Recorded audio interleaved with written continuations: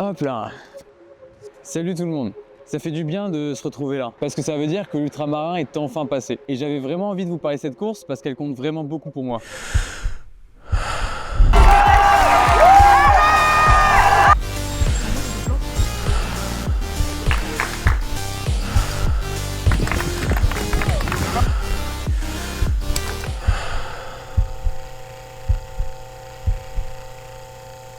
Cette course, elle marque la fin d'une période assez compliquée sur le plan sportif. Entre mon abandon sur la Saint-Élion, alors que la course était loin d'être terminée, un retour sur les crosses plutôt difficile et une blessure qui m'a mis à l'arrêt pendant plusieurs mois. On peut pas dire que cette année se soit passée comme prévu. L'ultramarin, honnêtement, c'était un peu la clé de voûte de ma reprise. Le rendez-vous que j'attendais depuis des mois. Et aujourd'hui, j'ai envie de vous partager tout ce que j'y ai vécu. Pour ça, il faut revenir quelques heures avant le départ. Salut les matelots, bienvenue à l'ultramarin. Aujourd'hui, je vous embarque avec moi pour vous montrer un peu tout l'envers du décor de la course et surtout la course. J'espère que vous allez kiffer un peu cette expérience. Et puis c'est parti, je vous montre tout ça.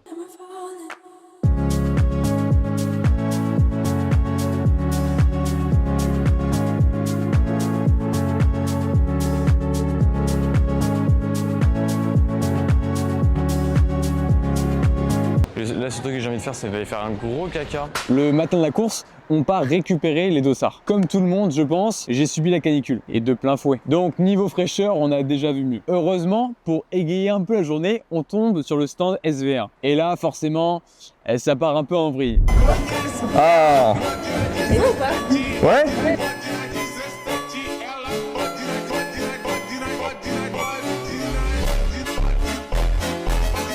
Et on a le droit de la prendre pour l'ultramarin. Ouais, ça va, t'es tout seul là? Bonjour. Je peux pas. J'ai pas de téléphone, je suis une crème, j'ai pas de téléphone. En 2026, en Big 2026, je suis pas équipé. Bonjour. Après toutes ces bêtises, retour au calme. Repos pendant la journée, dernier préparatif et petit à petit, la réalité du départ commence à se rapprocher. La course arrive et il faut être prêt. C'est parti, préparation à la noc pour éviter les grosses ampoules, pour éviter les douleurs. Parce que le marathon, il m'a déjà retiré 3 ongles, ce fils d'A. Donc là, le but, c'est de bien se protéger le pied. Et surtout, vous avez des beaux plans. Chut.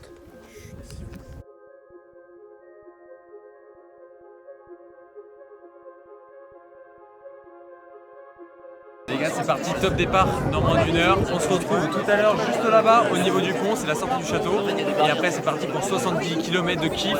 J'espère que je vais péter au niveau du 30 km. Comme ça, la course sera plus courte.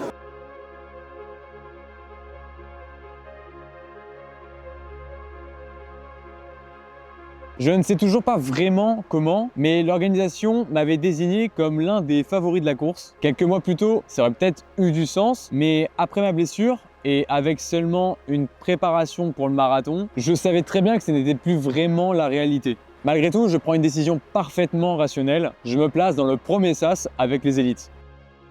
Je suis vraiment une petite bêtise ambulante. Et puis vient enfin le moment du départ.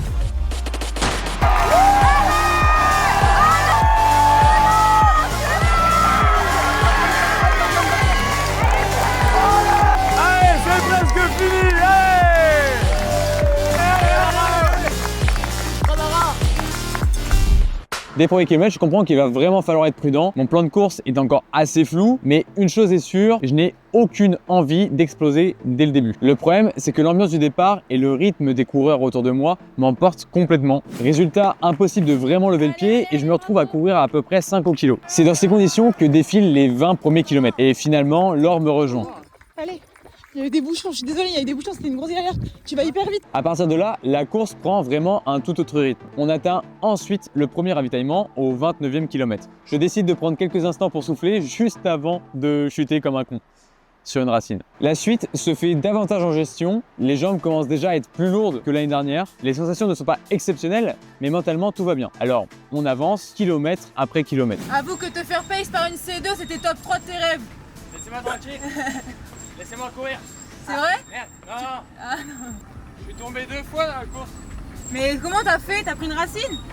Je sais pas. Tu t'es fait mal ou pas? Ah, ça va. Mais j'ai pris cher. jusqu'à atteindre enfin le ravitaillement assisté, celui que j'attendais avec le plus d'impatience. À ce moment-là, dans ma tête, tout est encore parfaitement sous contrôle. Mais physiquement, je commence à comprendre que la nuit risque d'être plus compliquée que prévu. Bon les gars, ravito prêt. On attend Marin, il devrait vraiment pas tarder là. Donc voilà, c'est parti. Allez Marin!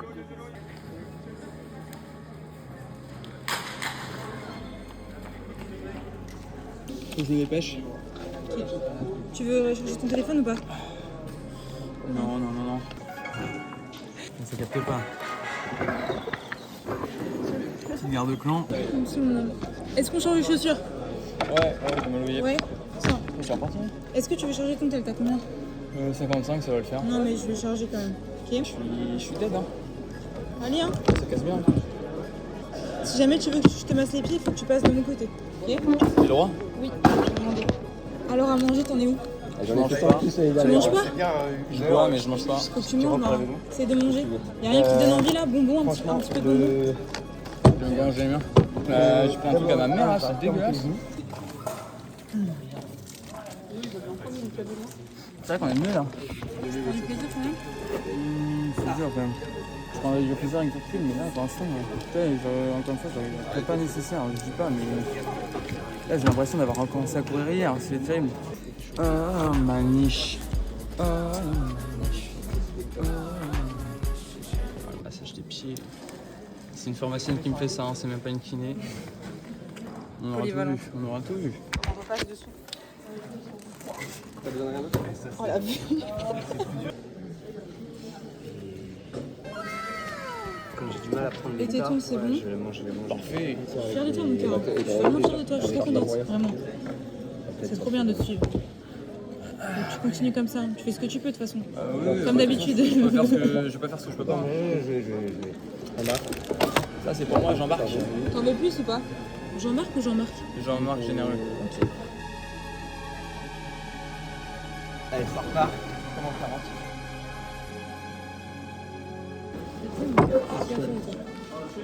Bon courage. Allez, vamos hein. Voilà, alors courage aussi. Très mignon. Bah maman elle arrive dans 10 minutes, 15 minutes je pense. 15 Plus. minutes. Ah, un peu plus. Non, une demi-heure. Une demi-heure. Oh là, elle va trouver ton nom. Ça va? Non, Ensuite, on repart. Et c'est à partir de ce moment-là que les choses se compliquent vraiment. Après le ravitaillement assisté, je sens que mon corps manque cruellement de glucides. Depuis plusieurs heures, j'essaye de compenser essentiellement avec des boissons et mon estomac commence à ne plus vraiment suivre. C'est le moment où le physique commence à céder et où le mental essaye de prendre un peu le dessus. Petit à petit, je passe d'une course continue à une alternance entre la course et la marche. Mais malgré ça, le corps finit par imposer sa propre limite. Les minutes passent lentement, tellement lentement qu'elles me paraissent durer la nuit entière. Et pourtant, au milieu de ce passage difficile, un coup de pouce inattendu. Une fille qui était dans le satellite avec moi me rattrape et m'aide à avancer jusqu'au dernier ravitaillement, aux environs du 57e kilomètre. Ce ravitaillement me donne un peu d'énergie, mais malheureusement, je perds ma camarade de route peu après. Mais à ce stade-là, il n'y a plus vraiment de choix, il faut continuer. Allez Marin! Allez Marin! T'y es bientôt, t'y es bientôt! Allez Marin, c'est bien! Allez, c'est trop bien mon amour ce que tu fais. Hein. C'est vraiment trop bien ce que tu fais. Hein. Le physique ne demande qu'une chose, s'arrêter. Le mental, lui, refuse catégoriquement d'abandonner. Et c'est là où je suis un monstre. Alors, les kilomètres défilent. Le 60, 61, 62, 63, puis les suivants. Un pas après l'autre. Et finalement, sans savoir vraiment comment, quelque chose change. Je recommence à reconnaître les lieux. Je sais exactement où je suis sur le parcours. Et surtout, au loin, j'aperçois enfin le port. À cet instant, tout s'enchaîne un peu rapidement. L'adrénaline remonte d'un coup. Le corps répond vraiment de nouveau présent. Et sans même m'en rendre compte, j'accélère. Les derniers kilomètres passent de plus en plus vite. Et à force d'enchaîner les foulées, toujours plus rapides, je finis par atteindre cette ligne que je convoitais tellement. Allez Marin, allez!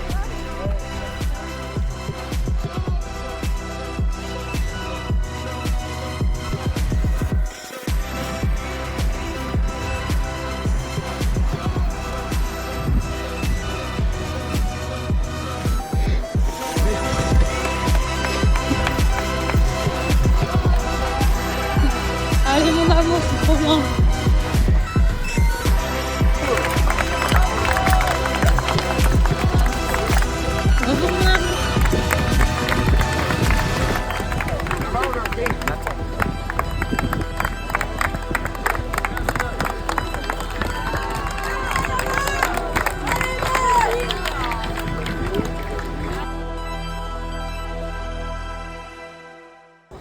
a conquis la course et ça c'est beau. On en a chié comme jamais, j'ai jamais osé en chier sur une course, mais on a réussi et pour un amateur c'est déjà incroyable. C'est fini la vidéo. Il n'y a pas de pastèque. Je sais pas.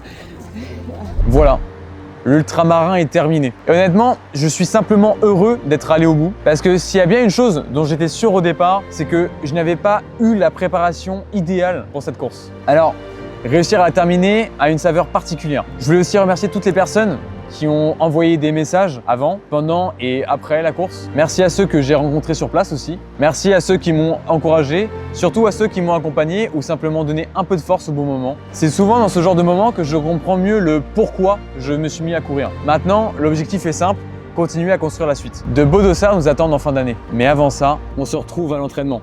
Des bisous.